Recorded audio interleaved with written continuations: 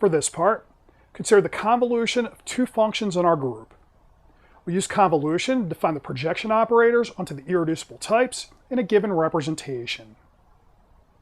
Recall, working with G-finite Abelian, we have the vector space L2 of G. This is the set of complex valued functions in the group. We use L2 to denote the L2 norm, defined as follows. With respect to the left or right actions of the group on functions, we have an invariant inner product, so we have unitary representations. Now, if we decompose into irreducible unitary representations of G, we wind up getting an orthonormal basis for L2 of G in terms of the characters. One identity that we'll need for the characters, so if I have a character, chi of G inverse is equal to the complex conjugate of chi of G. This follows because the values of chi are always on the unit circle. They're always roots of unity. Now, we're working with Fourier transform. So we're taking a function in L2 of G. We're going to expand in terms of the character basis. Then we're going to take that decomposition, use the inverse Fourier transform to put the function back together. So to do that, we need to know how to project from L2 of G from a given function onto the span of each character. So formally, this is given by this equation here. And if we take this, rearrange the terms around, use our identity, we get this equation here, which is what we'll use for the convolution of the function f with the character chi. Now, we could work off of that, but let's see if we can motivate convolution in a natural manner. So let's consider products of power series. So let's suppose I have a power series in X, coefficients in A, power series in X, coefficients in B. We multiply together. So formally, I'll get another power series in X with coefficients in C. If I want to know how to get, say, C sub n, what do we need to do? So I want to figure out all ways I can multiply terms from here times terms from here to get x to the n. So the way I do that, we'll take all a sub I times b sub j. We're only going to consider I and j, where I plus j is equal to n, and then we sum over all those possibilities. So what we're doing here, we're just going to take a mixture of the coefficients in this one with the coefficients in this one, and then take a sum. So it's some sort of mixed average. Now, we want to use this idea here and carry it over to L2 of G. So the way I would do that, we have convolution of f1 with f2 evaluated at x. X is going to stand in for n. So we're going to consider all ways to multiply two elements of the group together to get x. So say g times g prime. I consider f1 on g, f2 on g prime. We sum over all these possibilities, and then to keep it a real average, we're divided by the number of elements in the group.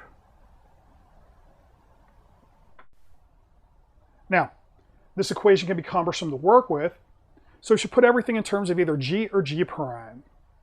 If we eliminate g prime, we get the formula that we had on the previous board. If we eliminate g, we get this alternative formula here. Now, what we want to do with convolution, first we consider the algebraic properties. So we can think of convolution as being a version of matrix multiplication for functions. Now, in some sense, convolution is the true multiplication of functions on a group. So that means it's well behaved with respect to representation theory, where regular multiplication of functions, just multiplying the values together, not so much. Then, consider orthogonal projections onto the spans of the characters in L2 of G. Then we'll look at orthogonal projections onto irreducible types for a representation pi v of G. First, the algebraic properties. So here, most of these are going to correspond to facts that we have about multiplying matrices together. So first we have bilinear. So if we take a sum and then convolve with another function, it's the same as if we did the convolution separately and then add. And that works in either slot. We also have convolution well behaved with respect to scalar multiplication. So these, just straightforward, we leave the proofs as exercises. Then, because G is abelian, convolution's commutative, doesn't matter what order we do it in. Here we should think of this as holding because we're only working with 1 by 1 matrices. So we go to general non-abelian group. Okay, we're not going to have this property here, which doesn't hold for general 2 by 2, 3 by 3, and so on for matrices. We'll always have associative. So if we take triple products, okay, it doesn't matter how we group things. So net effect, we can ignore the parentheses. Then finally, we have the Fourier transform convolution formula, which says if we take the Fourier transform of a convolution, it's the same as the product of the Fourier transforms. So we're not going to do anything with this in here, but it's worth noting, okay, Fourier transform and convolution, okay, the hard signal analysis. So there's a lot of real-world applications of how these two work together.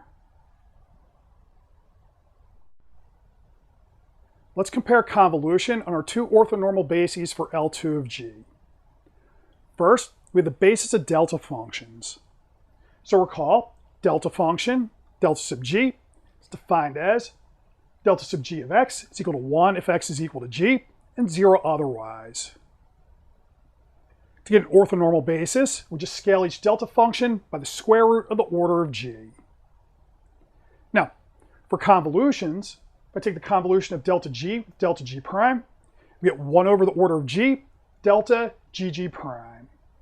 So we see here convolution of delta functions corresponds to multiplication of group elements. On the other hand, consider the orthonormal basis coming from characters on the group. The rule is convolution of chi with chi prime is equal to chi if they're equal and 0 otherwise. So we see how this can be useful for analysis. So if we take a function, expand out in terms of the character basis, if I want to isolate the component with chi, if I take the convolution with chi, we'll get 0 for all components except for the one due to chi, which is returned as itself. Now, let's show this.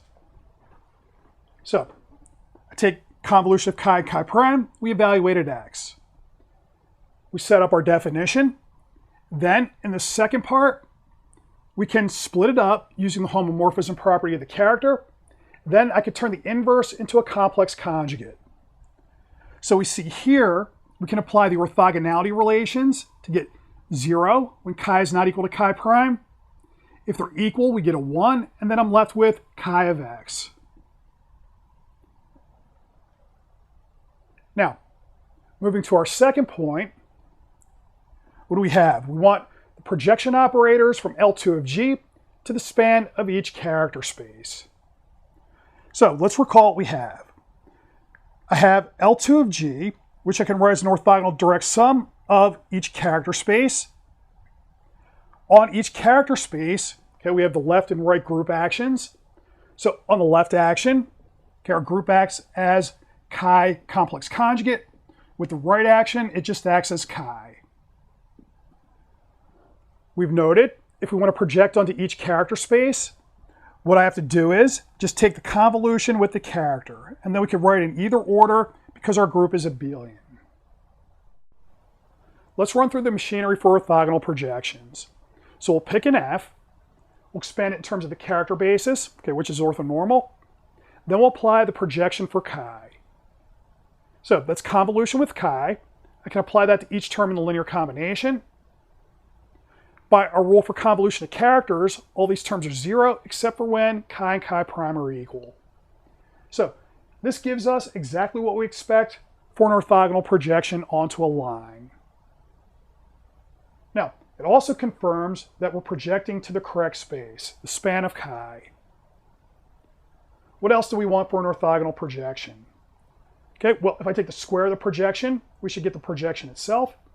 If we take the adjoint with respect to the L2 norm, we should get the projection itself. Because we have an orthogonal direct sum of these character spaces equal to L2 of G, I would expect that the product of any two of these projections for distinct characters to be equal to 0. And if we take the sum of all these projections, we get the identity operator. Now, we get all of these immediately from our formula here. So let's show the first three just using convolution rules. Now, if I take the square of the projection for chi, okay, we'll apply it to f. Then we're just going to take convolution with chi twice. By associativity, we can forget about the parentheses. Then we have this convolution here is just equal to chi, so we just get our projection operator back. For third part, same idea. We're going to do two convolutions. We use associativity. Then, since the characters are distinct, we get 0. Finally, for the adjoint property, okay, we just go to the definition. So what do I want to show? I want to show if I take our projection on f against h in the inner product, we get the same answer as if we put the p to the other side. So first, I'll expand in terms of the L2 inner product. Then I'll expand the convolution. Okay, so we're going to have two sums. Now the idea is I want to switch the sums, okay, where we have inner product convolution, we're going to turn that around. So what I want to do is I want to get h involved with the convolution. So I want to put the chi underneath the bar, underneath our complex conjugation. If I want to do that, the penalty is I have to put an inverse on the term inside of chi.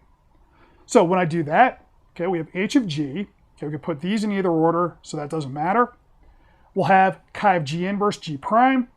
Then you'll note, okay, if we take the sum over g here, we're just going to get the convolution. Summing over g prime gives us the L2 norm. So that's going to give us exactly what we want. Okay, we have the adjoint property holding with respect to the L2 norm. For a concrete example, we'll let g be equal to z mod 2. So we have 0 and 1 under addition. 1 plus 1 is 0. We'll work with a base of delta functions. So I'll choose f equal to 3 delta 0 plus delta 1. The trivial character is delta 0 plus delta 1. The sign character is delta 0 minus delta 1. If we take the convolution of f with the trivial character, okay, we write that out. We could use the group multiplication to collect terms, and then we divide by the order of the group. So we get 2 delta 0 plus 2 delta 1. That's a multiple of the trivial character, so that's good. If I take the convolution of f with the sign character, okay, we get delta 0 minus delta 1. That's exactly the sign character, and that's good also. Note, if we take the sum, we get back our function f as expected. Now, for the third item, okay, where do we begin? I'll start with pi v, finite dimensional unitary representation of g. We have our result for full reducibility. So that says I can decompose v as an orthogonal direct sum of v sub i's, where the v sub i's are irreducible subrepresentations. Now, we would like to be able to just project down to each v sub I, but without specific information about the representation, we're not going to be able to do that. The best we could say is I could project down to the subspace of chi types. Now, what I mean by subspace of chi types, we're just going to take each of these v sub i's, where pi acts as chi, and then just take the span. So here we're taking the largest subrepresentation inside of v, where pi behaves as chi. For the projection operator, okay, it's a simple formula. We're going to take p sub chi on v equal to, okay, we'll define this in a second, pi of the complex conjugate of chi on v. Now, definition, if we take some function in L2 of g, pi of f on v, what we're going to do is just take an average of a representation weighted by the function f. So we take 1 over the order of the group, we sum over g of f of g pi g on v. This is going to carry our vector space back to itself. To show that p sub chi is an orthogonal projection, we first note some general properties about pi of f, leaving the proofs as exercises. First, we have that pi of f is linear, so we can break up sums and scalar multiplication goes to the outside. If we apply pi to a convolution, we could split that up as a product.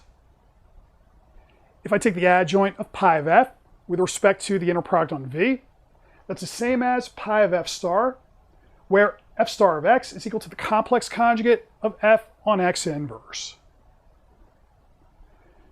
Finally, the way the group actions work with pi of f, if I apply Lg to f and then apply pi, the g comes out to the front as pi of g. If we use r of g, it goes to the right as pi of g inverse. Now, for p sub chi, we want to show that it goes to the right space and that it satisfies the properties of a projection operator. So to see that this goes to the right space, what I want to show is if we apply pi of g to this term, what comes out should just be a multiplication by chi of g. Now, if we write out the definition, this pi of g in front, I can push to the inside as L of g.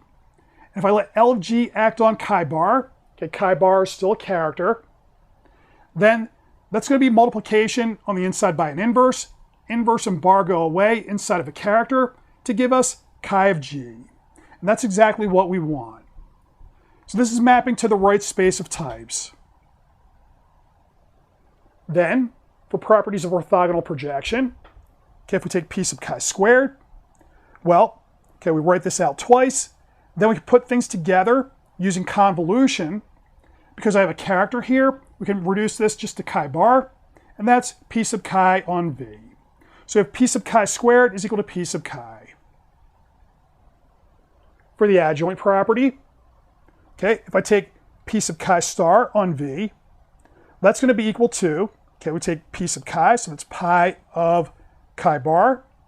Take star of that, star goes to the inside. We have a character. If we take the star of a character, it does nothing. Okay, if I take complex conjugate of the character on an inverse, we just get the original character on the element. So we're just going to be left with chi bar here, and that gives us back p sub chi. So we have that this operator is self-adjoint. So we have an orthogonal projection. Next, if v is in the space of chi types, then we want to show that p sub chi of v is equal to v itself. For L2 of g, the chi types were all one-dimensional, so there it followed directly from the formula. Now, if v is in the space of chi types, we have that pi g of v is equal to chi g of v. I apply p sub chi to v, so I just write out the definitions. We can replace pi of g with chi of g. Then we use the orthogonality relations to reduce this to 1. So v comes out. Next, we want to show that the projection operators respect the orthogonal direct sum. So, if we have distinct characters, we'll show that the projection operators, when we compose, give us 0.